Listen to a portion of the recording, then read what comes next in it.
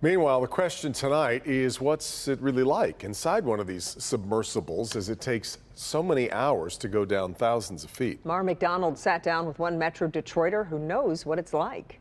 The short answer is no, and he's going to explain exactly what it's like in one of those submersibles in just a second. But more so than that, he thinks that likely these people have been dead since they lost contact, likely because they had a catastrophic pressure problem.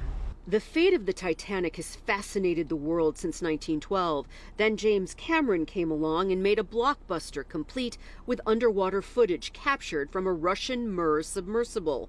Mike Fish took that same voyage on that same Mir in 2000. It is 6 feet in diameter, and it's a round globe that you're in. Fish, who is a Metro Detroiter, is a lawyer by day and is no stranger to adventure. He's a mountain climbing enthusiast, loves to jump out of planes.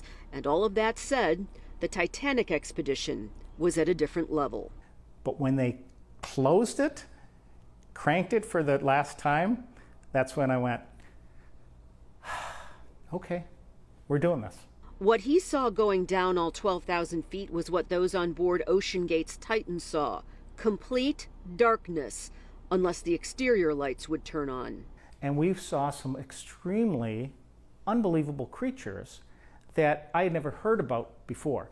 The Titan was lost before it ever reached the bottom, a trip that takes about 2.5 hours.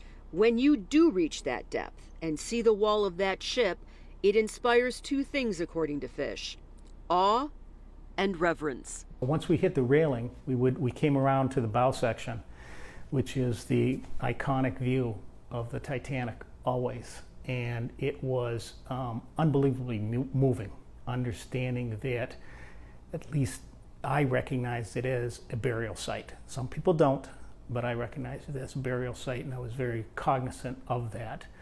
Some parts of the Titanic are beautiful, in great condition. The windows are not broken. Some are in terrible condition. After watching all of this unfold, I asked Mike, does it give you second thoughts about your trip? Would you ever want to do it again? And he said it doesn't give him second thoughts, that Titanic expedition was an absolute trip of a lifetime. By the way, what's next for him? Climbing Kilimanjaro. We're downtown. I'm Mara McDonald, Local 4. All right, Mara.